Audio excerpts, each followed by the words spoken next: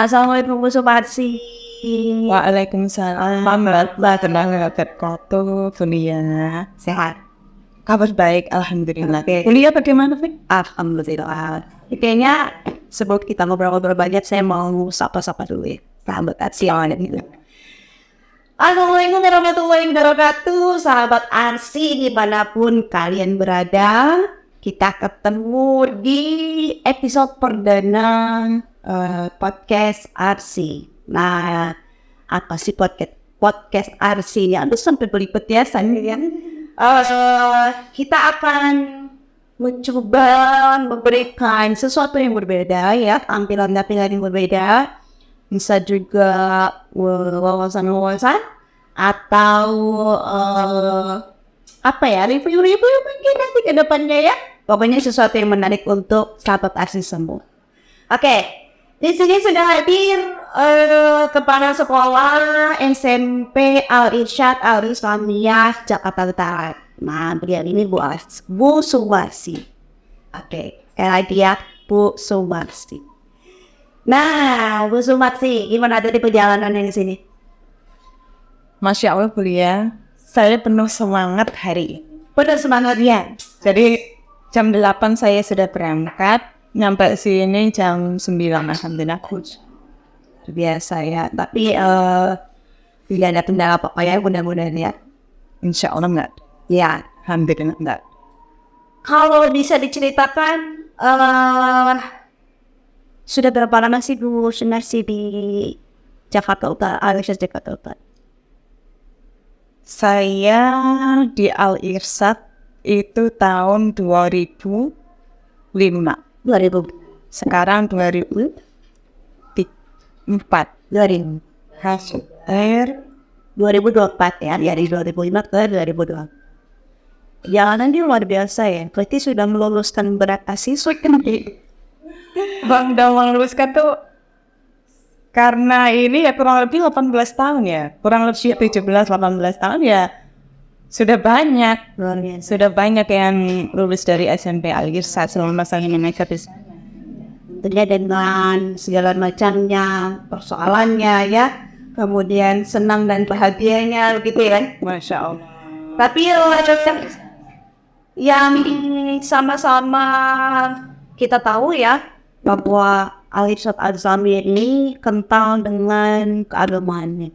Nah, kalau di SMP Jakarta Utara ini ada program-program khusus keagamaannya atau bagaimana? Jadi begini bolehnya. Al-Irsyad itu alhamdulillah ya berdirinya sudah lama.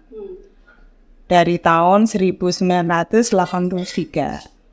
Dan itu ketika saya masuk di situ, sepertinya orang-orang yang di lingkungan situ maupun yang luar itu nggak asing. Nama SMP Al-Irsyad. Nah, memang kalau untuk Al-Irsyad sendiri, kalau melihat dari perjalanannya, alhamdulillah sih ada perkembangan. Nah, ini kalau dari dulu sampai sekarang Al-Irsyad itu ya sama. Artinya dari dulu sampai sekarang itu Al-Irsyad itu pendidikannya memadukan pendidikan Islam dengan ilmu-ilmu umum.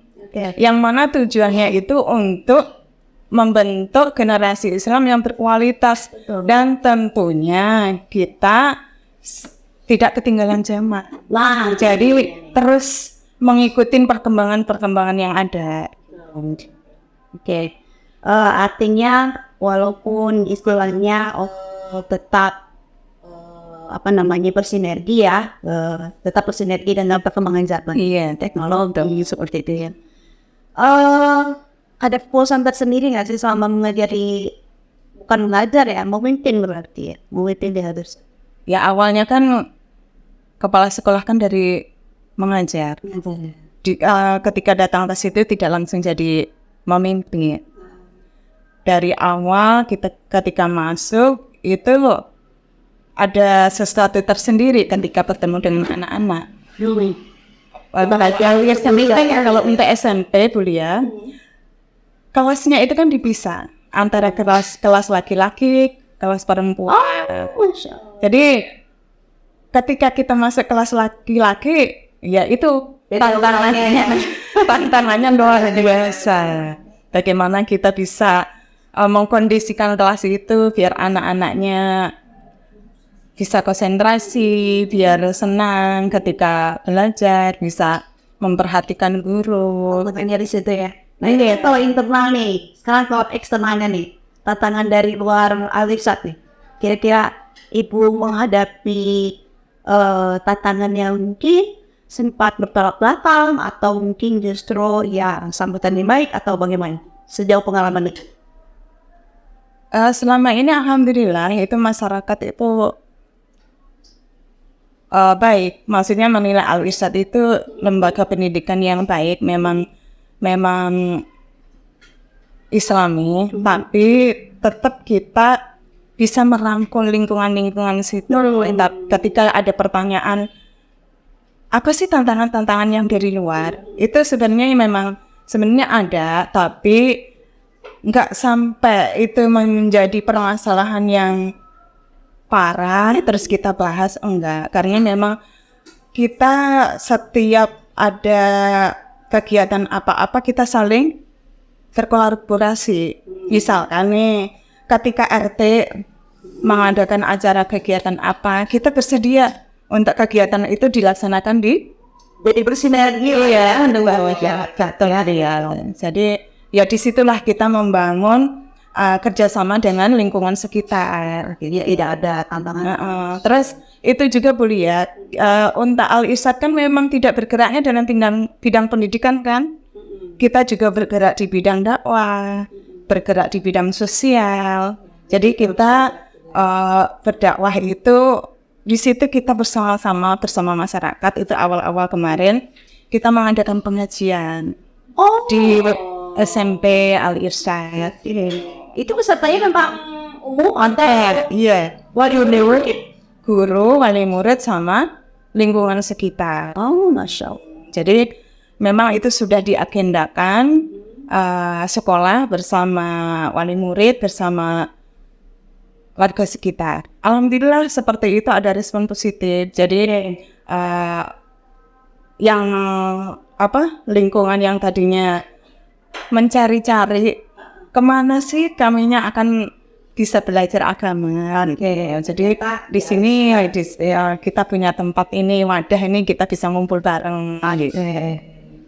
Nah, karena nih saya ingin mungkin para penonton kita mau tahu nih kelebihan. Di SMP itu ada kelebihan apa sih? SMP Al-Irsyad Al-Islamiyah Jakarta Utara. SMP Al-Irsyad itu kita dari sisi agamanya, kita anak-anak sudah dibiasakan dengan kebiasaan melatih mereka untuk mandiri untuk beribadah, biasanya untuk sholat berjamaah, untuk sholat duha gitu. Nah itu kami budayakan di sekolah. Harapannya hal ini tidak hanya terjadi di sekolah saja. Mereka mempunyai kesadaran untuk menerapkannya ketika tidak ada di sekolah. Jadi menumbuhkan jiwa anak-anak untuk dimanapun tempatnya saya harus melaksanakan kewajiban kita seperti sholat gitu ya. Nah itu dari sisi agama tentunya ini kan mereka melaksanakan seperti itu kan mencari teladan. Siapa sih yang mereka teladan ini? Berarti kita di situ guru-guru kita bentuk semuanya untuk saling bisa memberikan contoh kepada anak-anak dengan memberikan kebiasaan-kebiasaan yang baik. Kalau untuk dari sisi non-akademik, alhamdulillah ini Bu Lia, kitanya sudah menghasilkan beberapa prestasi sampai nasional, yaitu diantaranya silat. Memang awal-awal Al-Irsyad itu yang menjadi Keunggulannya? Itu ekskul silat. Dan itu anak-anak semangat ketika mengikuti ekskul silat. Kalau yang dulu kan ekskul silat itu kan hari Minggu, kan kita sekarang di hari Bukan, setelah pulang sekolah itu anak mau di Jumat gitu, kalau pulang sekolah kan sekitar jam 4 itu dengan Prestasinya terus kemarin alhamdulillah tuh Bulia kita juga bahasa Arab itu tingkat provinsi itu kita mendapatkan 3 peserta itu juara 1 sama juara 3. wah, Dan itu anak-anak kelas 9 sama anak kelas 7 kemarin. Ya alhamdulillah. bagus. Ya pasti saya percaya banyak banget kan apa namanya prestasi-prestasi di sana ya. Mungkin yang tingkat kota gitu ya. Ya itu juga. Ini ada yang menarik kan anak-anak usia SMP itu mereka sedang mencari jati diri katanya. Di mana ketika tantangannya nih kalau disuruh sholat ini pada sedikit hati ini. Kalau disuruh sholat ada aja alasannya nih. Karena memang masa-masa itu yang memang pembentukannya susah. Dan itu tidak akan terjadi singgungan kalau di jenjang sebelumnya itu kan kalau Rasul kan bilangnya sejak 7 tahun ya harus dibiasakan, ya harus dikenalkan dari sebelum 7 tahun. 7 tahun itu sudah dibiasakan. Nah, artinya kan ada mungkin pola-pola dari mungkin atau orang tua yang sibuk atau bagaimana ya, yang sehingga anaknya kalah ya sholatnya di usia SMP. Nah ini pasti jadi tantangan sekali. Ada program khusus. Jadi saya penasarannya di sini. Oh, gini Bulia, kita kan mempunyai grup. Grup itu ada grup siswa, ada grup orang tua. Nah kita di sekolah itu wali kelas membuat program di mana untuk kita kan kalau pagi subuh kan nggak bisa memantau ya. Ya. Nah di situ kita membuat piket. Nah piketnya itu nanti piket telepon informasi berantai. Jadi yang punya piket hari ini menginformasikan di lewat grupnya jangan sampai ketinggalan sholat subuh hari ini. Dan itu setiap hari bergantian, yang saling mengingatkan itu bergantian. Dan itu juga perlu juga, tidak hanya seperti itu terus sekolah tidak memantau. Kita juga di sini kan ada OSIS. OSIS itu ada seksi keagamaan. Di situ kita pembina OSIS bekerja sama dengan OSIS untuk memantau itu. Dan akhirnya nanti dievaluasi sama wakil kesiswaan setiap minggu. Nah ini kan dari sholatnya nih. Sekarang ya saya tahu juga kan di SMP itu SMP Al-Ifsat ya, Jakarta Utara itu bagus juga ada sisi hafalannya. Bahkan ada target-targetnya, ada misi taktis gitu ya kalau nggak salah ya. Nah itu pasti ada tantangan khusus juga tuh. Nah coba diceritakan. Tantangannya banyak sebenarnya. Pasti. Karena memang anak-anak tidak tinggal di sekolah ya, setelah itu mereka pulang gitu. Jadi tantangannya masing-masing anak itu mempunyai kemampuan yang berbeda, terus mempunyai kultur di rumah itu juga berbeda. Ya. Jadi di sini untuk mencapai target hafalan yang nantinya kita memang mentargetkan kalau untuk lulus itu minimal harus juz 30 selesai gitu loh. Itu minimal juz 30. Minimal juz 30. Ada examiner mutu nggak? Lulus SMP hafal berapa juz? Minimal hafal itu juz 30. Juz 30. Jadi kita juga punya guru-guru tahfiz itu kurang lebih ada 4 gitu. Jadi mereka memegang satu kelas itu 1 guru. Sebenarnya memang harusnya 2 ya, ya.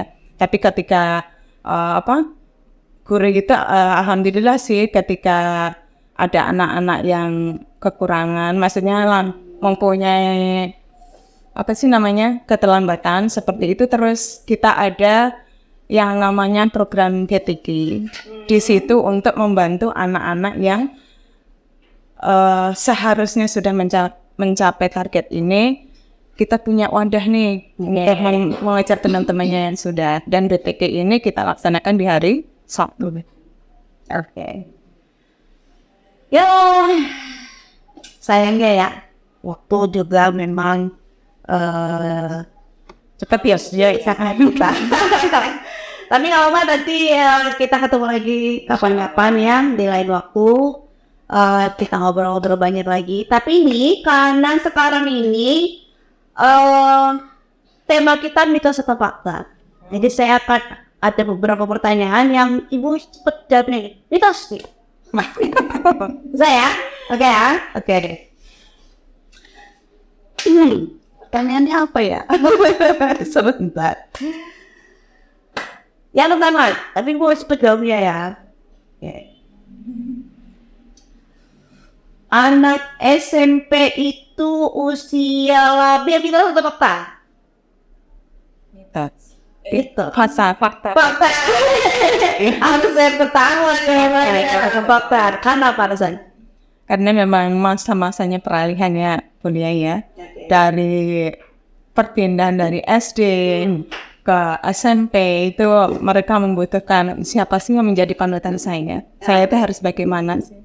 Nah, artinya memang fakta ya. Fakta ya. Fakta. Sekarang pertanyaan kedua. Lebih susah ngajar anak SMP daripada anak TK. Itu satu fakta. Lebih susah ngajar SMP dibandingkan anak TK. Itu satu fakta. mitos itu. Mitos. Kenapa? Sebenarnya anak TK itu yang lebih susah. Karena Anak TK gitu kan memang masa-masanya mereka sama ibunya. gitu. Kalau ini kan anak-anak sudah bisa mengerti berteman dengan ini, berteman dengan itu. Jadi lebih mudah ngurus anak SMP. Oke. Karena saya memang dari awalnya mengajar Ngajarnya TK bisa jadi mungkin itu jadi fakta gitu ya. Karena gini, ada cerita nih katanya hebat ya bisa ngajar anak TK. Tapi ketika anak guru TK ngajar anak SMP belum tentu juga bisa. Karena ibu bilang tadi ini masa peralihan gitu ya. Oke. Mitos atau fakta? Sebagian anak-anak usia SMP susah diatur. Mitos atau fakta? Bisa jadi fakta, bisa jadi mitos. Tergantung kita. Kita kan kalau memang mengajar itu Bulia, kalau kita sudah bisa mengkondisi kelas itu, insya Allah itu tidak sesuatu yang sulit gitu. Jadi gampang ya? Gampang, yang penting kita menguasai kelas dulu gitu loh. Kalau kita belum menguasai kelas, kita jangan langsung ke materi. Nah berarti buat masukan gue nih buat orang tua di rumah ini jangan. Kadang ada orang tua yang aduh saya pusing sama anak saya gitu ya. Terus ketika anak-anak zaman sekarang itu kuliah, nggak perlu dimarahin, tapi nggak perlu dengan suara yang keras. Anak-anak itu juga sebenarnya butuh yang namanya kelembutan. Iya. Ternyata ketika kita menangani anak itu dengan cara yang lembut, nasihat yang baik, mereka akan lebih menurut ketimbang dengan kita caranya yang enak, kasar. Ini mitos ya? Mitos ya? Iya. Mitos. Intinya anak itu mudah Insya Allah mudah. ya. Oke. Satu lagi nih. Mitos atau fakta? Anak SMP itu pada saat ini tantangannya adalah gadget. Untuk kalian saat mitos atau Sebelum saya jawab mitos atau fakta ya, SMP Al-Irsyad tidak mengizinkan anak memakai gadget di sekolah. Kecuali ketika pelajaran tertentu membutuhkan, dan itu pun di saat pelajaran. Jadi anak-anak membawa gadget itu pertama kalau memang itu mau urgen ya, itu itu dititipkan ke wali kelas. Oke. Ketika dibutuhkan baru diambil dan udah selesai dikembalikan lagi. Jadi mitos ya, tantangannya dari gadget ya, karena Dan ini memang harus butuh kerja sama orang tua. Betul. Iya, kita sama-sama mengingatkan anak. Memang kita zaman sekarang ini memang tidak terlepas yang namanya gadget. jadi tidak ada kesulitan. Tapi memang kita harus membatasi. Orang tua juga harus memantau putra-putrinya. Jangan sampai waktunya istirahat bermain dengan gadget. Jadi ada waktu-waktu tertentu, ada batas-batasnya. Gitu. Ya, karena saya tanya begitu karena sebagian besar sekolah itu menganggap tantangan utama anak SMP itu adalah fakta. Maksudnya tantangan utama terhadap gadget itu adalah fakta. Tapi memang fakta, tapi itu Kita sudah fakta nih. Tapi kan kita tadi sebagai orang tua Kalau kemarin sama ya, bisa selama di sekolah ini sih tidak bisa terkalikannya. karena memang nggak diizinkan membawa kecuali yang saya sampaikan tadi. Ya, ini pertanyaannya aja sih mungkin. Oke, ya intinya saya ingin menunjukkan bahwa SMP Jakarta Utara itu SMP Al-Irsyad Al-Islami Jakarta Utara ini mempunyai kelebihan-kelebihan dan ciri khas sendiri dan mampu menjawab tantangan-tantangan yang mungkin orang lain menganggap itu adalah tantangan yang berat. Gitu ya, Bia? Insya Allah ya, dengan kolaborasi antara guru, orang tua gitu ya, dan masyarakat sekitar, mudah-mudahan bisa jadi solusi dan tujuan-tujuan pendidikan ke depan khususnya untuk Al-Irsyad tercapai gitu ya. Itu harapannya. Oke. Ya, nih sebelum saya tutup nih ada apa ya? Pesan-pesan mungkin untuk anak-anak ibu nih yang mungkin sekarang menyaksikan nih, atau misalnya para wali murid yang menyaksikan, atau mungkin ibu mau mengajak orang tua murid dimanapun berada yang punya siswa seusia SMP untuk mendaftar sekolah ibu. Untuk anak-anak ibu yang soleh-solehah, dimanapun tempatnya kalian berada harus menunjukkan akhlak yang baik. Berbakti sama orang tua itu yang utama. Yang menjadi kewajiban yang dianjurkan oleh agama kita yaitu sholat itu jangan sampai ditinggalkan. Dan untuk semuanya bagi masyarakat yang belum mendaftar di SMP Al-Irsyad, ayo segera daftar di SMP Al-Irsyad Al-Islamiyah. Kita sama-sama membentuk anak-anak kita menjadi anak-anak yang mempunyai pribadi yang soleh, solehah, berakhlak mulia, dan cinta sama bangsa Indonesia. Oke, terima kasih Tos. Oke, terima kasih Bu semuanya sudah menonton podcast Arsi. Nanti kita ngobrol-ngobrol lagi ya. Oke, teman-teman Asri, Arsi. Aduh, saya tuh masih apa ya? Karena ini episode pertama ya, jadi Arsi. Oke, teman-teman Arsi dimanapun Anda berada, sahabat-sahabat Arsi, kita akan ketemu lagi di episode berikutnya yang mungkin tidak kalah menarik informasi yang disampaikannya. Oke, sampai di sini dulu. Assalamualaikum warahmatullahi wabarakatuh.